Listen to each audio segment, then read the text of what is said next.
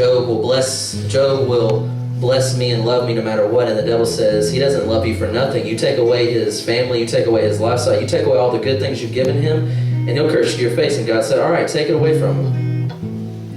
And so the devil did.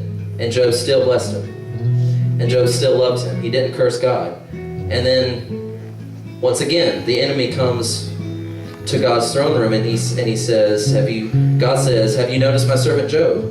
And he says, yes, and he loves me above all else. And he says, well, yeah, but Job doesn't love you for anything. You take away his health, now then he'll curse you. And so God says, all right, take it away, but don't kill him. And so the devil takes away Job's health, and Job ends up with scars. And you can just imagine this. It's a terrible situation. This guy just lost his children, his livestock, his servants, and now he has boils, and he's sitting in a pit of ash and trying to scrape himself with glass in order to get the scratch, in order to alleviate the itch on his body. And all that time he doesn't curse God.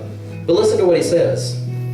In Job chapter 13, verse 13, he says, keep silent. He's talking to 3 of his friends who came and told him that we're trying to basically defend God and say, well, there must be something wrong with you. And he says in verse 13, keep silent and let me speak. Then let come to me what may. Why do I put myself in jeopardy and take my life into my hands? Though he slay me, yet will I hope in him. Now, how many of y'all have ever heard that particular verse quoted before? Though he may slay me, yet will I put my hope in him. And we shout, we're like, yes, he may slay me, but I'm going to bless him and bless God, and I'm just going to just jump and be happy. Woo! And no one quotes the second part of that verse. Though he slay me, yet will I hope in him. I will surely defend my ways to his face. Talking about God.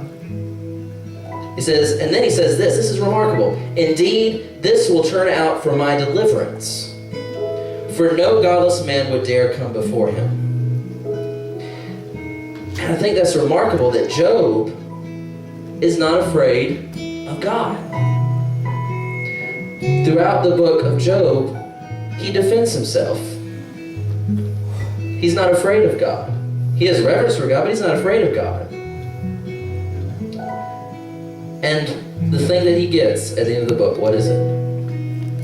God. He gets God in a whirlwind, and God speaks to him. Now, yes, God ends up restoring him, and we can talk about that, but that's not the point I want to focus on tonight. The point is that Job was not afraid of God. And instead of saying, God, I have faith in you, and that's it, he said, God, why is this happening to me? What did he do, though? He went. He sought the face of God with his issue, and he was honest with him. And God was honest back. And he got the face of God. He got the power of God. And I can tell you from personal experience that, that's my salvation story. I didn't get an answer for why all the bad things happened to me when I was younger. But when I sought the face of God, he made himself known to me. And he made himself real. And that's what I want to convey to you guys tonight. That whether you're depressed, whether you're doubting, whether you're in fear, whether you are in a trial, whether you are hopeless, whether you are just tired. I'm getting a ring up here, Brian. Could you fix that? No matter what it is that you're going through, if you'll be honest with God and seek his face, and don't try to be fake, be real, be honest. That's what God wants. He wants us to be honest with him. And guess what you'll get? You'll get God. You will get the face of God. You will get the presence of God. He will answer you. And like I said, I didn't get a direct answer for my question, but what I did get was God's presence. And I'm going to tell you from experience, it's enough. I promise you. When you really taste the presence of God and you really taste the fullness of what God can do for you, it's enough. And then those other issues that you brought to Him, those issues that you're dealing with, they fall away. And eventually there is victory. And that victory is on a sure foundation, because your victory is not based on the fact that you got victory. Your victory is based on the relationship you have with God, which doesn't go away. So I want to open the altar tonight for anyone, and we have altar workers, if you guys could come on up. If you are depressed, if you are downcast, if you are tired, if you are stressed, if you are worried, no matter what it is you're going through, if you're dealing with an addiction, whatever it is that you're dealing with, I would invite you to come to the altar, and as we sing this song, to worship and be honest with God. He can handle your questions.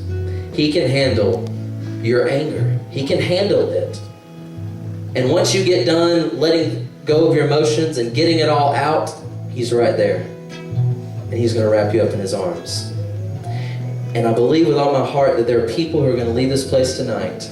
I know there's a few of us, but I know beyond a shadow of a doubt that God wanted you here, and that when you leave this place, if you'll open your heart to Him and enter into that deeper relationship with Him, you're going to encounter Him in a way you haven't encountered Him before, and you will leave this place changed. I guarantee it. And your issues may still be there for a short time, but I promise you, you will have victory, because you will have the God of the universe. Job questioned Him and said, my experience doesn't meet up to your promises. And he got the face of God. Ecclesiastes said, God, I've searched the whole world and everything is meaningless. And what did it say at the end of the book? Fear God and keep His commands. I think that's what the writer of Hebrews was kind of talking about when he said to go before the face of God, to go before the throne of God boldly. He says,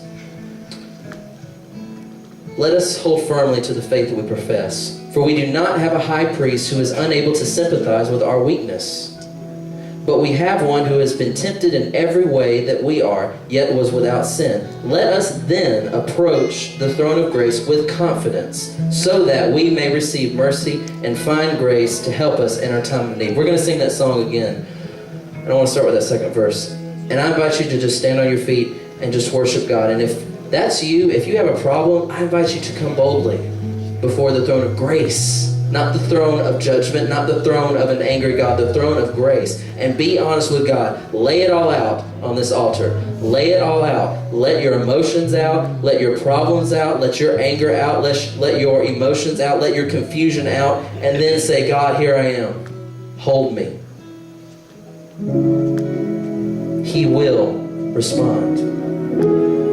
So if you could, let's just stand to our feet. I